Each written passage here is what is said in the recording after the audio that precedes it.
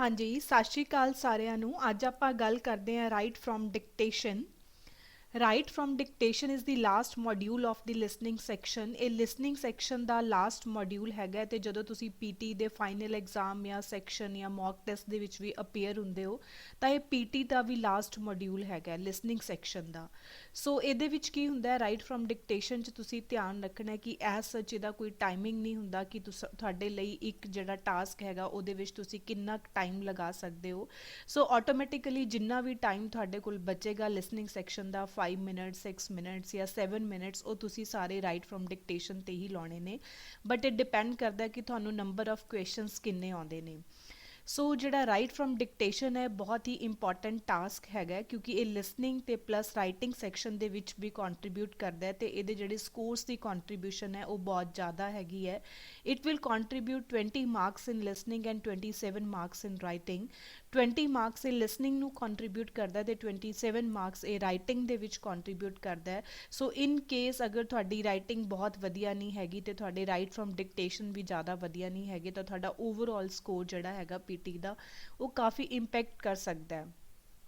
ਸੋ ਇਹਦੇ ਵਿੱਚ ਕੀ ਹੁੰਦਾ ਹੈ ਕਿ ਤੁਸੀਂ ਜਦੋਂ ਆਪਣਾ ਪਿਛਲੇ ਵਾਲਾ ਟਾਸਕ ਕੰਪਲੀਟ ਕਰਦੇ ਹੋ ਹਾਈਲਾਈਟ ਇਨ ਕਰੈਕਟ ਵਰਡ, ਉਸ ਤੋਂ ਬਾਅਦ ਤੁਹਾਡੇ ਕੋਲ 8 ਸੈਕਿੰਡਸ ਹੁੰਦੇ ਨੇ 7 to 8 ਸੈਕਿੰਡਸ। ਉਹਦੇ ਨਾਲ ਤੁਹਾਨੂੰ ਇੱਕ ਆਡੀਓ ਸੁਣਾਈ ਦਿੰਦੀ ਹੈ। Audio will consist of 12 to 13 words. ਜਿਵੇਂ ਕਿ ਮੈਂ ਤੁਹਾਡੇ ਵਿੱਚ ਸਪੀਕਿੰਗ ਦੇ ਵਿੱਚ ਗੱਲ ਕੀਤੀ ਸੀਗੀ ਰਿਪੀਟ ਸੈਂਟੈਂਸ ਦੀ, ਸੇਮ ਉਵੇਂ ਦੀ ਆਡੀਓ ਤੁਹਾਨੂੰ ਸੁਣਾਈ ਦਿੰਦੀ ਹੈ ਰਾਈਟ ਫਰੋਮ ਡਿਕਟੇਸ਼ਨ ਦੇ ਵਿੱਚ। ਤੇ ਜਿਹੜੀ ਆਡੀਓ ਹੁੰਦੀ ਹੈ ਉਹਦੇ ਵਿੱਚ 12 to 13 ਵਰਡਸ ਹੁੰਦੇ ਨੇ ਤੇ ਕਈ ਵਾਰ 16 ਵਰਡਸ ਵੀ ਹੁੰਦੇ ਨੇ। ਡਿਪੈਂਡ ਕਰਦਾ, ਕਈ ਵਾਰ 10 ਵਰਡਸ ਦੀ ਆਡੀਓ ਵੀ ਹੁੰਦੀ ਹੈ। And you have to write the same audio in the given box. ਮੈਂ ਤੁਹਾਨੂੰ ਇਹ ਕਰਕੇ ਦਿਖਾਵਾਂਗੀ। ਉਹਦੇ ਵਿੱਚ ਕੀ ਹੁੰਦਾ ਹੈ ਕਿ ਜਦੋਂ ਤੁਸੀਂ ਆਡੀਓ ਸੁਣਦੇ ਹੋ ਤਾਂ ਸੇਮ ਤੁਸੀਂ ਜਿਹੜੀ ਆਡੀਓ ਸੁਣੀ ਹੈਗੀ ਹੈ ਸੇਮ ਸੀਕੁਐਂਸ ਦੇ ਵਿੱਚ ਜਿਹੜਾ ਨੀਚੇ ਬਾਕਸ ਗਿਵਨ ਹੈ ਉਹਦੇ ਵਿੱਚ ਲਿਖਣੀ ਵੀ ਹੁੰਦੀ ਹੈ ਕਿ ਤੁਸੀਂ ਕੀ ਸੁਣਿਆ। ਐਜ਼ ਇਟ ਇਜ਼ ਤੁਸੀਂ ਉਹ ਚੀਜ਼ ਲਿਖਣੀ ਵੀ ਹੈਗੀ ਹੈ ਜਿਹੜਾ ਕੰਪਲੀਟ ਸੈਂਟੈਂਸ ਤੁਸੀਂ ਸੁਣਿਆ। You will get 3 to 4 questions in the final exam।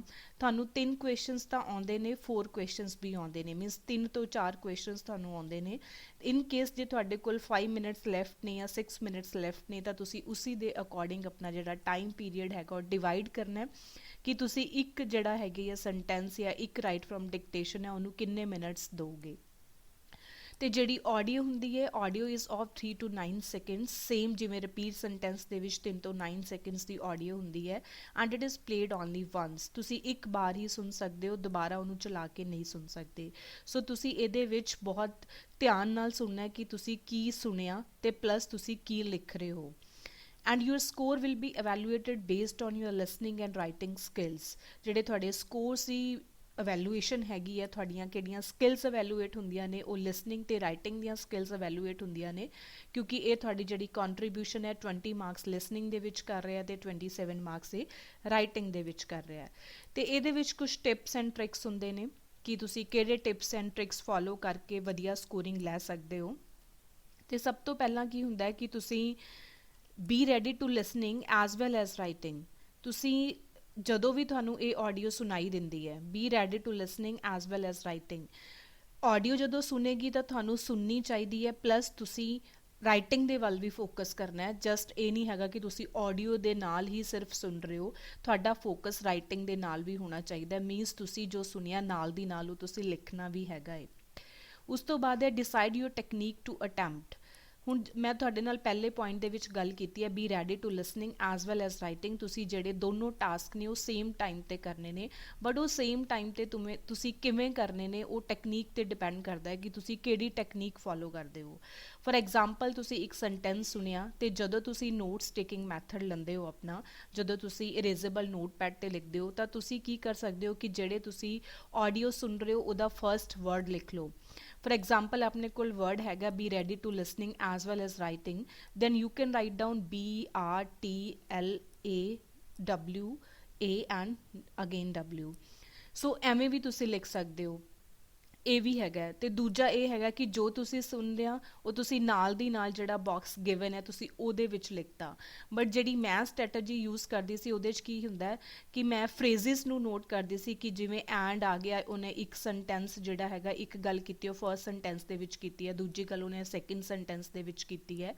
ਸੋ ਮੈਂ ਕੀ ਕਰਦੀ ਸੀ ਕਿ ਜਦੋਂ, ਕਿਉਂਕਿ ਜਿਹੜਾ ਹਿਊਮਨ ਮਾਈਂਡ ਹੈ ਉਹਦੀ ਸਟ੍ਰੈਟਜੀ ਕੀ ਹੁੰਦੀ ਹੈ ਕਿ ਆਪਾਂ ਜਦੋਂ ਸੁਣਦੇ ਹਾਂ ਤਾਂ ਆਪਾਂ ਫਰਸਟ ਲਾਈਨਸ ਨੂੰ ਫੋਕਸ ਕਰਦੇ ਹਾਂ, ਆਪਾਂ ਪਿੱਛੇ ਵੱਲ ਧਿਆਨ ਨਹੀਂ ਦਿੰਦੇ ਕਿ ਅਗਲੀ ਲਾਈਨ ਦੇ ਵਿੱਚ ਉਹ ਜਾਂ ਨੈਕਸਟ ਵਰਡਸ ਉਹ ਕੀ ਕਹਿ ਰਿਹਾ ਹੈ, ਕਿਉਂਕਿ ਆਪਾਂ ਨੂੰ ਇਹ ਡਰ ਹੁੰਦਾ ਕਿ ਆਪਾਂ ਪਹਿਲੇ ਵਰਡਸ ਨਾ ਭੁੱਲ ਜਾਈਏ, ਮਤਲਬ ਉਹ ਯਾਦ ਰਹਿਣ ਆਪਣੇ, ਚਾਹੇ ਲਾਸਟ ਵਿੱਚ ਅਗਰ ਆਪਾਂ ਭੁੱਲ ਰਹੇ ਹਾਂ ਤਾਂ ਕੋਈ ਮੈਟਰ ਨਹੀਂ ਕਰਦਾ।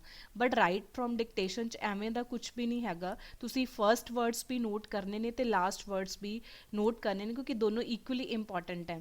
ਸੋ ਮੇਰੀ ਟੈਕਨੀਕ ਇਹ ਸੀਗੀ ਕਿ ਜਿਵੇਂ ਮੈਂ ਜਦੋਂ ਨੋਟਸ ਲੈਂਦੀ ਸੀ ਤਾਂ ਮੈਂ ਲਿਖਦੀ ਸੀ ਬੀ ਰੈਡੀ ਟੂ ਲਿਸਨਿੰਗ, ਉਹ ਮੈਂ ਆਪਣੀ ਨੋਟਬੁੱਕ 'ਤੇ ਲਿਖ ਲਿਆ, ਤੇ ਐਜ਼ ਵੈਲ ਐਜ਼ ਰਾਈਟਿੰਗ ਆਪਾਂ ਸਿੱਧਾ ਟਾਈਪਿੰਗ ਬਾਕਸ ਦੇ ਵਿੱਚ ਲਿਖਤਾ। ਸੋ ਤੁਸੀਂ ਉਹ ਸੀਕੁਐਂਸ ਵੀ ਫੋਲੋ ਕਰ ਸਕਦੇ ਹੋ ਕਿ ਤੁਸੀਂ ਫਰਸਟ ਵਰਡਸ ਨੂੰ ਨੋਟ ਕਰ ਲਿਆ, ਲਾਸਟ ਵਰਡ ਨੂੰ ਤੁਸੀਂ ਡਾਇਰੈਕਟਲੀ ਟਾਈਪਿੰਗ ਬਾਕਸ ਦੇ ਵਿੱਚ ਲਿਖਤਾ, ਜਾਂ ਤੁਸੀਂ ਜਿਹੜਾ ਫਰਸਟ ਵਰਡ ਹੈ ਤੁਸੀਂ ਫਰਸਟ ਲੈਟਰਸ ਨੇ ਉਹ ਨੋਟ ਕਰ ਰਹੇ ਹੋ।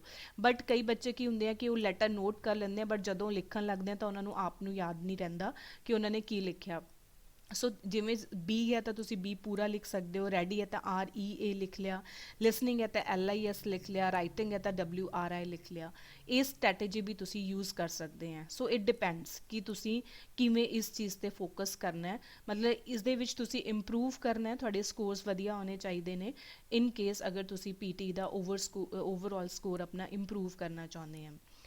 ਉਸ ਤੋਂ ਬਾਅਦ ਕੀ ਹੈ ਕਿ try to understand the meaning of sentence, means ਜਦੋਂ ਵੀ ਤੁਸੀਂ ਸੁਣ ਰਹੇ ਹੋ ਤਾਂ ਤੁਸੀਂ ਟਰਾਈ ਕਰਨਾ ਕਿ ਤੁਹਾਨੂੰ ਮੀਨਿੰਗ ਪਤਾ ਚੱਲ ਜਾਏ ਕਿ ਉਹ ਕੀ ਗੱਲ ਕਰ ਰਿਹਾ, ਕਿਉਂਕਿ ਜੇ ਆਪਾਂ ਨੂੰ ਮੀਨਿੰਗ ਕਲੀਅਰ ਹੋਊਗਾ ਤਾਂ ਅਗਰ ਆਪਾਂ ਇੱਕ ਦੋ ਵਰਡਸ ਭੁੱਲ ਵੀ ਗਏ ਤਾਂ ਆਪਾਂ ਆਪਣੇ ਕੋਲੋਂ ਵੀ ਲਿਖ ਸਕਦੇ ਹਾਂ। ਕਿਉਂਕਿ ਜੇ ਤੁਸੀਂ ਐਜ਼ ਇਟ ਇਜ਼ ਲਾਈਨ ਨੂੰ ਯਾਦ ਕਰ ਰਹੇ ਹੋ ਤਾਂ ਉਹ ਜ਼ਰੂਰੀ ਨਹੀਂ ਹੈ ਕਿ ਉਹ ਪੂਰੀ ਲਾਈਨ ਤੁਹਾਨੂੰ ਯਾਦ ਰਹੇ। ਸੋ ਬੈਟਰ ਹੈ ਕਿ ਜੋ ਲਾਈਨ ਉਹ ਬੋਲ ਰਿਹਾ ਤੁਸੀਂ ਉਹਦਾ ਮੀਨਿੰਗ ਦੇਖ ਲਓ ਕਿ ਉਹਦਾ ਮੀਨਿੰਗ ਕੀ ਨਿਕਲਦਾ ਹੈ। ਇਨ ਕੇਸ ਜੇ ਤੁਹਾਡੇ ਇੱਕ ਦੋ ਵਰਡਸ ਇੱਧਰ ਉੱਧਰ ਹੋ ਗਏ ਤਾਂ ਤੁਸੀਂ ਆਪਣੇ ਗੈਸ ਦੇ ਅਕੋਰਡਿੰਗ ਉਹਨਾਂ ਵਰਡਸ ਨੂੰ ਮੈਚ ਕਰਵਾ ਕੇ ਤੁਹਾਡਾ ਸੈਂਟੈਂਸ ਠੀਕ ਹੋ ਸਕਦਾ ਹੈ। ਉਸ ਤੋਂ ਬਾਅਦ ਹੈ type only what you heard, ਜੋ ਤੁਸੀਂ ਸੁਣਿਆ ਤੁਸੀਂ ਸਿਰਫ ਉਹੀ ਟਾਈਪ ਕਰਨਾ ਹੈ, ਤੁਸੀਂ ਆਪਣੇ ਕੋਲੋਂ ਅਡੀਸ਼ਨਲ ਇਨਫੋਰਮੇਸ਼ਨ ਐਡ ਨਹੀਂ ਕਰਨੀ। If not then make a guess to complete your sentence. In case ਜੇ ਤੁਹਾਨੂੰ ਨਹੀਂ ਸੁਣਿਆ, ਜੇ ਤੁਹਾਨੂੰ ਲੱਗ ਰਿਹਾ ਕਿ ਮੈਂ ਫਰਸਟ ਜਿਹੜੀਆਂ ਵਰਡਸ ਨੇ ਉਹ ਮੈਨੂੰ ਯਾਦ ਨਹੀਂ ਆ, ਲਾਸਟ ਵਾਲੇ ਵਰਡਸ ਮੈਨੂੰ ਯਾਦ ਨੇ, ਦੈਨ ਯੂ ਕੈਨ ਟਰਾਈ ਕਿ ਤੁਸੀਂ ਆਪਣਾ ਗੈਸ ਲਾ ਕੇ ਉਸ ਲਾਈਨ ਨੂੰ ਕੰਪਲੀਟ ਕਰ ਦਿਓ। ਬਟ ਇਨ ਕੇਸ ਜੇ ਤੁਹਾਡੇ ਕੋਲ ਜਿਹੜੀ ਲਾਈਨ ਹੈਗੀ ਆ ਉਹ 13 ਵਰਡਸ ਦੀ ਹੈ, then you can add 2 to 3 words extra. But ਐਦਾਂ ਨਹੀਂ ਹੈਗਾ ਕਿ ਉਹ 13 ਲਾਈਨ ਦੀ ਜਿਹੜੀ 13 ਵਰਡਸ ਦੀ ਲਾਈਨ ਹੈ ਤੁਸੀਂ 20 ਵਰਡਸ ਦੇ ਵਿੱਚ ਲਿਖ ਰਹੇ ਆ। ਸੋ ਐਵੇਂ ਨਹੀਂ ਕਰਨਾ, ਤੁਸੀਂ ਗੈਸ ਲਾ ਸਕਦੇ ਹੋ ਇਨ ਕੇਸ ਜੇ ਤੁਹਾਨੂੰ ਲੱਗ ਰਿਹਾ ਕਿ ਤੁਹਾਡਾ ਗੈਸ ਹੋ ਸਕਦਾ ਹੈ, ਬਟ ਉਹਦੇ ਵਿੱਚ ਅਡੀਸ਼ਨਲ ਹੋਰ ਵਰਡਸ ਨਹੀਂ ਐਡ ਕਰਨੇ। ਆਪਣੇ ਕੋਲੋਂ ਜੋ ਇੱਕ ਦੋ ਵਰਡਸ ਤੁਹਾਨੂੰ ਲੱਗਦਾ ਕਿ ਹੋ ਸਕਦੇ ਆ ਉਹ ਤੁਸੀਂ ਐਡ ਜ਼ਰੂਰ ਕਰ ਸਕਦੇ ਆ। ਮੈਂ ਤੁਹਾਨੂੰ ਐਗਜ਼ਾਮਪਲ ਲੈ ਕੇ ਵੀ ਦੱਸਾਂਗੀ। ਉਸ ਤੋਂ ਬਾਅਦ ਹੈ focus on grammar and spellings. ਅਤੇ ਜਲਦੀ ਦੇ ਵਿੱਚ ਕੀ ਹੁੰਦਾ ਹੈ ਕਿ ਜਦੋਂ ਆਪਾਂ ਲਿਖਦੇ ਹਾਂ ਤਾਂ ਆਪਣੀ ਜਿਹੜੇ ਸਪੈਲਿੰਗਸ ਨੇ ਉਹ ਕਈ ਵਾਰ ਗਲਤ ਹੋ ਜਾਂਦੇ ਨੇ, ਕਿਉਂਕਿ ਜਿਹੜੇ ਨੰਬਰ ਤੁਹਾਨੂੰ ਮਿਲਣੇ ਹੈ ਉਹ ਤੁਹਾਨੂੰ ਸਪੈਲਿੰਗਸ ਅਗਰ ਤੁਹਾਡੇ ਗਲਤ ਹੋ ਗਏ ਤਾਂ ਉਹ ਚੀਜ਼ ਦੇ ਮਾਰਕਸ ਨਹੀਂ ਮਿਲਣਗੇ। ਪਲੱਸ ਗ੍ਰਾਮਰ ਮੀਨਸ ਜਿਹੜੀ ਮੈਂ ਤੁਹਾਨੂੰ ਦੱਸਿਆ ਸੀ ਕਿ ਐਸ ਦੀ ਗਲਤੀ ਹੋ ਰਹੀ ਹੈ ਜਾਂ ਫਿਰ ਈਡੀ ਦੀ ਗਲਤੀ ਹੋ ਰਹੀ ਹੈ, ਕਿਉਂਕਿ ਇਹ ਪਾਰਸ਼ੀਅਲ ਸਕੋਰਿੰਗ ਹੈਗੀ ਹੈ। ਜੋ ਮੈਂ ਤੁਹਾਨੂੰ ਫਸਟ ਜਿਹੜੀਆਂ ਵੀਡੀਓਜ਼ ਸੀ ਉਹਦੇ 'ਚ ਦੱਸਿਆ ਸੀ ਪਾਰਸ਼ੀਅਲ ਕ੍ਰੈਡਿਟ ਹੈ। ਜਿੰਨਾ ਤੁਹਾਡਾ ਵਰਡ ਠੀਕ ਹੋਏਗਾ, ਜਿੰਨਾ ਸੈਂਟੈਂਸ ਤੁਹਾਡਾ ਠੀਕ ਹੋਏਗਾ ਤੁਹਾਨੂੰ ਮਾਰਕਸ ਮਿਲਣਗੇ। ਇਨ ਕੇਸ ਜੇ ਤੁਹਾਡੇ ਸਪੈਲਿੰਗਸ ਗਲਤ ਨੇ ਜਾਂ ਗ੍ਰਾਮਰ ਗਲਤ ਹੈ ਤਾਂ ਤੁਹਾਨੂੰ ਉਹਦੇ ਮਾਰਕਸ ਨਹੀਂ ਮਿਲਣਗੇ। So focus on grammar and spellings as well. ਜਦੋਂ ਤੁਸੀਂ ਉਸ ਤੋਂ ਬਾਅਦ ਤੁਸੀਂ ਕੀ ਕਰਨਾ ਕਿ ਜਦੋਂ ਤੁਸੀਂ ਸੈਂਟੈਂਸ ਲਿਖ ਲਿਆ ਤਾਂ ਉਹਨੂੰ ਰਿਵਿਊ ਵੀ ਕਰਨਾ ਹੈ। Review what you have written specially spellings and grammar, ਕਿਉਂਕਿ ਜਲਦੀ ਦੇ ਵਿੱਚ ਸਪੈਲਿੰਗਸ ਗਲਤ ਹੋ ਜਾਂਦੇ ਨੇ। ਸੋ ਇੱਕ ਵਾਰ ਜਦੋਂ ਵੀ ਤੁਸੀਂ ਲਿਖ ਲਿਆ ਉਹਨੂੰ ਰਿਵਿਊ ਜ਼ਰੂਰ ਕਰ ਲਓ ਕਿ ਤੁਸੀਂ ਕੀ ਲਿਖਿਆ ਹੈਗਾ। ਉਸ ਤੋਂ ਬਾਅਦ ਹੈ always start your sentence with capital letter and complete with full stop. ਇਹ ਚੀਜ਼ ਬਹੁਤ ਧਿਆਨ ਰੱਖਣੀ ਹੈ ਕਿ ਜਦੋਂ ਵੀ ਤੁਸੀਂ ਆਪਣਾ ਵਰਡ ਲਿਖਦੇ ਹੋ, ਜਦੋਂ ਸੈਂਟੈਂਸ ਲਿਖਦੇ ਹੋ, ਜਿਵੇਂ ਫੋਰ ਐਗਜ਼ਾਮਪਲ ਆਹੀ ਤੁਹਾਡਾ ਸੈਂਟੈਂਸ ਹੈ ਤਾਂ ਤੁਸੀਂ ਹਮੇਸ਼ਾ ਕੈਪੀਟਲ ਲੈਟਰ ਨਾਲ ਸਟਾਰਟ ਕਰਨਾ ਹੈ ਅਤੇ ਉਹਨੂੰ ਫੁੱਲ ਸਟਾਪ ਜ਼ਰੂਰ ਲਾਉਣਾ ਹੈ। ਜੇ ਤੁਸੀਂ ਕੈਪੀਟਲ ਲੈਟਰ ਫਸਟ ਦੇ ਵਿੱਚ ਨਹੀਂ ਲਿਖਦੇ ਪਲੱਸ ਤੁਸੀਂ ਫੁੱਲ ਸਟਾਪ ਨਹੀਂ ਲਾਉਂਦੇ, ਉਹ ਤੁਹਾਡੀ ਮਿਸਟੇਕ ਕਾਊਂਟ ਹੋਏਗੀ, ਤੁਹਾਨੂੰ ਤੁਹਾਡੇ ਮਾਰਕਸ ਡਿਡਕਟ ਹੋਣਗੇ, ਤੁਹਾਨੂੰ ਮਾਰਕਸ ਨਹੀਂ ਮਿਲਣਗੇ। ਸੋ ਇਸ ਚੀਜ਼ ਦਾ ਤੁਸੀਂ ਧਿਆਨ ਰੱਖਣਾ ਹੈ ਕਿ ਹਮੇਸ਼ਾ ਕੈਪੀਟਲ ਲੈਟਰ ਤੋਂ ਸਟਾਰਟ ਕਰਨਾ ਹੈ ਅਤੇ ਫੁੱਲ ਸਟਾਪ ਲਾਸਟ ਦੇ ਵਿੱਚ ਜ਼ਰੂਰ ਲਾਉਣਾ ਹੈ। ਅਗਰ ਤੁਹਾਨੂੰ ਲੱਗਦਾ ਹੈ ਕਿ ਕਿਸੇ ਕੰਟਰੀ ਦੀ ਗੱਲ ਹੋ ਰਹੀ ਹੈ ਜਾਂ ਸਪੈਸ਼ਲੀ ਇੰਗਲਿਸ਼ ਵਰਡ ਕਿਤੇ ਮੈਂਸ਼ਨ ਹੈਗਾ ਤਾਂ ਤੁਸੀਂ ਉਹਨੂੰ ਕੈਪਸ ਦੇ ਵਿੱਚ ਲਿਖਣਾ ਹੈ। ਜੇ ਤੁਹਾਨੂੰ ਲੱਗਦਾ ਕਿਸੇ ਕੰਟਰੀ ਦਾ ਨਾਮ ਹੈ ਜਾਂ ਕਿਸੇ ਹੋਰ ਚੀਜ਼ ਦੀ ਗੱਲ ਹੋ ਰਹੀ ਹੈ, ਕਿਸੇ ਪ੍ਰੋਫੈਸ਼ਨ ਦੀ ਗੱਲ ਹੋ ਰਹੀ ਹੈ, ਤਾਂ ਤੁਸੀਂ ਉਹਨੂੰ ਕੈਪੀਟਲ ਲੈਟਰ ਦੇ ਵਿੱਚ ਜ਼ਰੂਰ ਲਿਖਣਾ ਹੈ। ਫਸਟ ਲੈਟਰ ਮੀਨਸ ਕੈਪੀਟਲ ਹੋਣਾ ਚਾਹੀਦਾ ਹੈ ਵਰਡ ਦਾ। ਉਸ ਤੋਂ ਬਾਅਦ ਹੈ ਕਿ ਤੁਸੀਂ ਇਹਨੂੰ ਇੰਪਰੂਵ ਕਿਵੇਂ ਕਰ ਸਕਦੇ ਹੋ ਆਪਣੇ ਰਾਈਟ ਫਰੋਮ ਡਿਕਟੇਸ਼ਨ ਨੂੰ। Practice with different accent and improve your writing skills. Means different accent ਦਾ ਮਤਲਬ ਹੈ ਕਿ ਤੁਸੀਂ ਡਿਫਰੈਂਟ ਸਪੀਕਰਸ ਦੀ ਆਡੀਓ ਸੁਣਨੀ ਹੈਗੀ ਹੈ ਅਤੇ ਉਹਨਾਂ ਦੇ ਨਾਲ ਨਾਲ ਤੁਸੀਂ ਲਿਖਣ ਦੀ ਵੀ ਪ੍ਰੈਕਟਿਸ ਕਰਨੀ ਹੈ ਕਿ ਜਿਵੇਂ ਤੁਸੀਂ ਸੇਮ ਸਪੀਡ ਦੇ ਨਾਲ ਲਿਖਣਾ ਜੋ ਤੁਸੀਂ ਫਾਈਨਲ ਦੇ ਵਿੱਚ ਫੋਲੋ ਕਰਨੀ ਹੈ।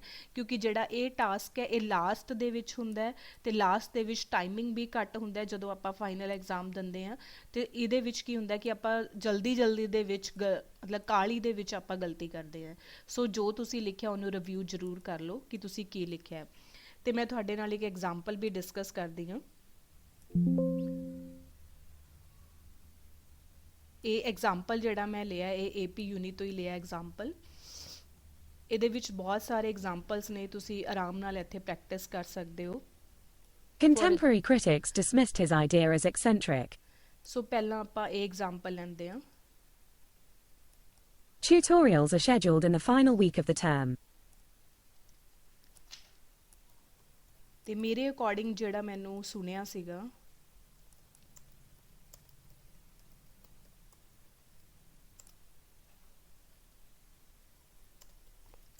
tutorials are scheduled in the final week of the exam। ਸੋ ਇਹਦੇ ਵਿੱਚ ਕੀ ਹੈਗਾ, ਜਦੋਂ ਤੁਸੀਂ ਟਿਊਟੋਰੀਅਲ ਸੁਣਿਆ ਹੈਗਾ ਤਾਂ ਬੱਚਿਆਂ ਨੂੰ ਕਈ ਵਾਰ ਕਨਫਿਊਜ਼ਨ ਹੁੰਦੀ ਹੈ ਕਿ ਤੁਸੀਂ ਐਸ ਸੁਣਿਆ ਜਾਂ ਨਹੀਂ ਸੁਣਿਆ। ਸੋ ਇਹਦੇ ਵਿੱਚ ਤੁਸੀਂ ਇੱਕ ਐਕਸਟਰਾ ਟਿਊਟੋਰੀਅਲ ਵਰਡ ਯੂਜ਼ ਕਰ ਸਕਦੇ ਹੋ ਇਨ ਕੇਸ ਜੇ ਤੁਹਾਨੂੰ ਕਨਫਿਊਜ਼ਨ ਹੈ। ਕਿਉਂਕਿ ਅਗਰ ਮੈਂ ਇੱਥੇ ਟਿਊਟੋਰੀਅਲਸ ਲਿਖ ਰਹੀ ਹਾਂ, ਐਸ ਲਿਖ ਰਹੀ ਹਾਂ ਤਾਂ ਇੱਥੇ ਆਰ ਹੀ ਆਏਗਾ। ਜੇ ਮੈਂ ਇੱਥੇ ਟਿਊਟੋਰੀਅਲ ਵਰਡ ਯੂਜ਼ ਕਰਾਂਗੀ ਤਾਂ ਇੱਥੇ ਇਸ ਆਏਗਾ ਕਿਉਂਕਿ ਇਹ ਸਿੰਗੂਲਰ ਹੋ ਗਿਆ। ਸੋ ਤੁਸੀਂ ਇਸ ਤਰ੍ਹਾਂ ਧਿਆਨ ਰੱਖਣਾ ਹੈ। ਉਸ ਤੋਂ ਬਾਅਦ ਜਿਹੜਾ ਫਸਟ ਲੈਟਰ ਹੈ ਉਹਨੂੰ ਕੈਪਸ ਦੇ ਵਿੱਚ ਲਿਖਣਾ ਹੈ।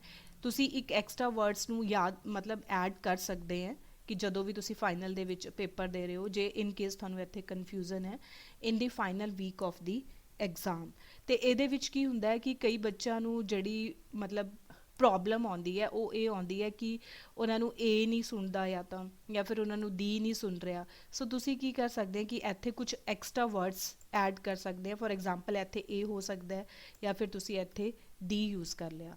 But always try to write in the sequence. ਜੋ ਤੁਸੀਂ ਸੁਣਿਆ ਤੁਸੀਂ ਉਸੇ ਸੇਮ ਸੀਕੁਐਂਸ ਸੇਮ ਆਰਡਰ ਦੇ ਵਿੱਚ ਲਿਖਣਾ ਹੈ। ਕਿਉਂਕਿ ਜਿਹੜਾ ਆਹ ਵਰਡ ਸੀਗਾ ਇਹ ਮੈਂ ਸੇਮ ਸੀਕੁਐਂਸ ਦੇ ਵਿੱਚ ਸੁਣਿਆ ਸੀ, ਬਟ ਮੈਨੂੰ ਡਾਊਟ ਹੈ ਕਿ ਇੱਥੇ ਏ ਵੀ ਹੋ ਸਕਦਾ ਸੀ ਅਤੇ ਦ ਵੀ ਹੋ ਸਕਦਾ ਸੀ। ਸੋ ਮੈਂ ਇੱਥੇ 2 ਵਰਡਸ ਐਕਸਟਰਾ ਐਡ ਕਰਤੇ ਅਤੇ ਤੀਜਾ ਵਰਡ ਮੈਂ ਇੱਥੇ ਐਕਸਟਰਾ ਐਡ ਕਰਤਾ। ਸੋ ਆਪਾਂ ਇਹਨੂੰ ਸਬਮਿਟ ਕਰਕੇ ਦੇਖਦੇ ਹਾਂ ਕਿ ਕੀ ਆਪਣੇ ਕੋਲ ਕਨਕਲੂਜ਼ਨ ਨਿਕਲਦਾ। ਸੋ ਇੱਥੇ ਮੇਰੇ 9 ਆਊਟ ਆਫ 10 ਨੇ ਕਿਉਂਕਿ ਮੈਂ ਇੱਥੇ ਕੀ ਕੀਤਾ ਟਿਊਟੋਰੀਅਲ, ਇੱਥੇ ਕੀ ਸੀਗਾ ਟਰਮ। ਸੋ ਮੈਂ ਇੱਥੇ ਐਗਜ਼ਾਮ ਲਿਖਤਾ in the final week of the exam. So ਇੱਥੇ ਕੀ ਸੀਗਾ ਇਨ ਦੀ ਫਾਈਨਲ ਵੀਕ, ਇੱਥੇ ਤੁਹਾਡੀ ਟਰਾਂਸਕ੍ਰਿਪਟ ਆ ਗਈ ਕਿ ਜੋ ਉਹਨੇ ਬੋਲਿਆ ਸੀਗਾ। ਸੋ ਮੈਨੂੰ ਟੋਟਲ ਜਿਹੜੇ ਵਰਡ ਸੀਗੇ ਲਾਈਨ ਦੇ ਵਿੱਚ ਉਹ 10 ਸੀਗੇ 1 2 3 4 5 6 7 8 9 10 and I get 9 out of 10। ਸੋ ਇਸ ਤਰ੍ਹਾਂ ਤੁਸੀਂ ਉਹਨੇ ਜਿਹੜਾ ਟਿਊਟੋਰੀਅਲ ਐਗਜ਼ਾਮ ਐਗਜ਼ਾਮ ਗਲਤ ਸੀ ਤਾਂ ਉਹਨੇ ਮਾਰਕਸ ਕੱਟ ਲਏ ਕਿਉਂਕਿ ਮੈਂ ਤੁਹਾਨੂੰ ਦੱਸਿਆ ਸੀਗਾ ਕਿ ਜੋ ਤੁਹਾਡੇ ਸਪੈਲਿੰਗਸ ਗਲਤ ਹੋਣਗੇ ਤਾਂ ਉਹਦੇ ਤੁਹਾਡੇ ਜਿਹੜੇ ਮਾਰਕਸ ਨੇ ਉਹ ਡਿਡਕਟ ਹੋਣਗੇ। ਬਟ ਜੋ ਮੈਂ ਐਕਸਟਰਾ ਐਡ ਕੀਤੇ ਨੇ ਉਹਦੇ ਕੋਈ ਮਾਰਕਸ ਡਿਡਕਟ ਨਹੀਂ ਕੀਤੇ। ਸੋ ਇਸ ਚੀਜ਼ ਦਾ ਤੁਸੀਂ ਜ਼ਰੂਰ ਧਿਆਨ ਰੱਖਣਾ ਹੈ। ਇੱਕ ਐਗਜ਼ਾਮਪਲ ਆਪਾਂ ਹੋਰ ਲੈਂਦੇ ਹਾਂ।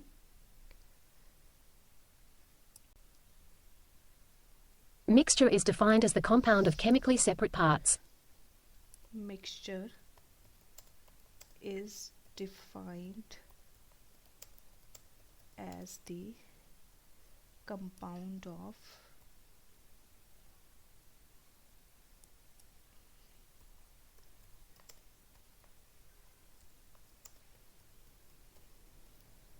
chemically separate parts। Mixture is defined as the compound of chemically separate parts। ਸੋ ਇੱਥੇ ਜਿਹੜੀ ਬੱਚਿਆਂ ਨੂੰ ਕਨਫਿਊਜ਼ਨ ਹੋ ਸਕਦੀ ਹੈ, ਇੱਕ ਤਾਂ ਪਾਰਟਸ ਦੀ ਹੋ ਸਕਦੀ ਹੈ। ਫੋਰ ਐਗਜ਼ਾਮਪਲ ਮੈਨੂੰ ਪਾਰਟਸ ਸੁਣਿਆ, ਤੁਹਾਨੂੰ ਮਾਈਟ ਬੀ ਪਾਰਟ ਸੁਣਿਆ ਹੋਵੇ, then we can write part. And ਇਹਦੇ ਵਿੱਚ ਜਿਹੜੀ ਐਗਜ਼ਾਮਪਲ ਹੋ ਸਕਦੀ ਹੈ ਉਹ ਕੈਮੀਕਲੀ ਦੀ ਹੋ ਸਕਦੀ ਹੈ, ਕਿਉਂਕਿ ਕੁਝ ਬੱਚਿਆਂ ਨੂੰ ਕਨਫਿਊਜ਼ਨ ਹੁੰਦਾ ਕਿ ਕੈਮੀਕਲ ਵਿੱਚ ਜਿਹੜਾ ਹੈਗਾ ਉਹ ਸਿੰਗਲ ਐਲ ਆਏਗਾ double L, then we can also write single L. So ਬਾਕੀ ਮੈਨੂੰ ਲੱਗਦਾ ਸਪੈਲਿੰਗਸ ਠੀਕ ਨੇ, ਤਾਂ ਆਪਾਂ ਇਹਨੂੰ ਸਬਮਿਟ ਕਰਕੇ ਵੇਖਦੇ ਹਾਂ। ਸੋ 10 ਆਊਟ ਆਫ 10। ਜੋ ਮੈਂ ਐਕਸਟਰਾ ਸਪੈਲਿੰਗ ਲਿਖੇ ਸੀ ਉਹ ਉਹਨੇ ਕਾਊਂਟ ਨਹੀਂ ਕੀਤੇ, ਸੋ 10 ਵਰਡਸ ਦਾ ਹੀ ਸੀਗਾ ਆਪਣੇ ਕੋਲ ਜਿਹੜਾ ਸੈਂਟੈਂਸ ਸੀਗਾ, ਸੋ ਇਹਦੇ 'ਚ 10 ਆਊਟ ਆਫ 10 ਨੇ। ਤਾਂ ਫਾਈਨਲ ਦੇ ਵਿੱਚ ਵੀ ਤੁਹਾਡੀ ਸਕੋਰਿੰਗ ਐਵੇਂ ਦੀ ਹੁੰਦੀ ਹੈ, ਬਟ ਤੁਸੀਂ ਇਹ ਧਿਆਨ ਰੱਖਣਾ ਹੈ ਕਿ ਜਿਹੜਾ ਫਸਟ ਲੈਟਰ ਹੈਗਾ ਉਹ ਤੁਹਾਡਾ ਕੈਪੀਟਲ ਹੋਣਾ ਚਾਹੀਦਾ ਹੈ, ਇੱਥੇ ਫੁੱਲ ਸਟਾਪ ਹੋਣਾ ਚਾਹੀਦਾ ਹੈ, ਅਤੇ ਜੋ ਅਗਰ ਤੁਹਾਨੂੰ ਲੱਗਦਾ ਤੁਸੀਂ ਐਕਸਟਰਾ ਵਰਡਸ ਐਡ ਕਰਨੇ ਨੇ ਤਾਂ ਤੁਸੀਂ 2 ਜਾਂ 3 ਵਰਡਸ ਐਡ ਕਰ ਦਿਓ ਜਾਂ 4 ਕਰ ਦਿਓ, ਉਸ ਤੋਂ ਵਾਧੂ ਨਹੀਂ ਐਡ ਕਰਨੇ, ਕਿਉਂਕਿ ਆਪਾਂ ਨੇ ਸੁਣਿਆ ਹੋਇਆ ਬਹੁਤ ਸਾਰੀਆਂ YouTube ਵੀਡੀਓਜ਼ ਨੇ ਕਿ ਮਤਲਬ ਤੁਸੀਂ ਜਿੰਨੇ ਮਰਜ਼ੀ ਵਰਡਸ ਐਕਸਟਰਾ ਐਡ ਕਰ ਦਿਓ ਤੁਹਾਡੇ ਕੋਈ ਮਾਰਕਸ ਡਿਡਕਟ ਨਹੀਂ ਹੁੰਦੇ, ਬਟ ਇਹ ਕਿਸੇ ਨੇ ਚੈੱਕ ਨਹੀਂ ਕੀਤਾ ਕਿ ਉੱਥੇ ਮਾਰਕਸ ਡਿਡਕਟ ਹੁੰਦੇ ਜਾਂ ਨਹੀਂ ਹੁੰਦੇ। ਸੋ ਇਹਦਾ ਮਿਥ ਇਹ ਹੈ ਕਿ ਜੇ ਤੁਹਾਡੇ ਕੋਲ 10 ਵਰਡਸ ਦੀ ਲਾਈਨ ਹੈ ਤਾਂ ਤੁਸੀਂ 13 ਵਰਡਸ ਤੱਕ ਲਿਖ ਸਕਦੇ ਹੋ, ਬਟ ਐਦਾਂ ਨਹੀਂ ਹੈਗਾ ਕਿ ਤੁਸੀਂ ਉਹਨੂੰ 20 ਵਰਡਸ ਦੀ ਲਾਈਨ ਬਣਾ ਦਿਓ, ਸੋ ਉਹਦਾ ਕੋਈ ਲੌਜਿਕ ਨਹੀਂ ਹੈਗਾ। ਸੋ ਇਹ ਸਾਡਾ ਲਾਸਟ ਮੋਡਿਊਲ ਸੀਗਾ ਲਿਸਨਿੰਗ ਸੈਕਸ਼ਨ ਦਾ, ਅਤੇ ਅੱਜ ਜਿਹੜਾ ਆਪਣਾ PT ਦਾ ਸਿਲੇਬਸ ਹੈ ਉਹ ਵੀ ਖ਼ਤਮ ਹੈ। ਸੋ ਇਹਦੇ ਵਿੱਚ ਕੀ ਹੈਗਾ ਕਿ ਜੇ ਤੁਹਾਨੂੰ ਲੱਗਦਾ ਕਿ ਤੁਹਾਨੂੰ ਕਿਸੇ ਟੌਪਿਕ ਦੇ ਵਿੱਚ ਕੋਈ ਡਾਊਟ ਹੈਗਾ, ਬਹੁਤ ਸਾਰੇ ਇੰਪੋਰਟੈਂਟ ਟੌਪਿਕਸ ਨੇ ਜੋ ਬਹੁਤ ਸਕੋਰਸ ਨੂੰ ਕੰਟਰੀਬਿਊਟ ਕਰਦੇ ਨੇ, speaking, writing, reading plus listening, ਤਾਂ ਤੁਸੀਂ ਮੈਨੂੰ ਮੇਰੇ WhatsApp ਨੰਬਰ 'ਤੇ ਕੰਟੈਕਟ ਕਰ ਸਕਦੇ ਹੋ, ਮੇਲ ID 'ਤੇ ਮੇਲ ਕਰ ਸਕਦੇ ਹੋ, ਆਪਣੇ ਜਿਹੜੇ ਡਾਊਟਸ ਨੇ ਉਹ ਕਮੈਂਟ ਬਾਕਸ ਦੇ ਵਿੱਚ ਵੀ ਲਿਖ ਸਕਦੇ ਹੋ। ਅਤੇ ਹਾਲੇ ਤੱਕ ਜੇ ਤੁਸੀਂ ਚੈਨਲ ਨੂੰ ਸਬਸਕ੍ਰਾਈਬ ਨਹੀਂ ਕੀਤਾ ਤਾਂ ਸਬਸਕ੍ਰਾਈਬ ਜ਼ਰੂਰ ਕਰ ਦਿਓ, ਅਤੇ ਵੀਡੀਓਜ਼ ਨੂੰ ਲਾਈਕ ਕਰਨਾ ਨਹੀਂ ਭੁੱਲਣਾ। And thank you for watching this video.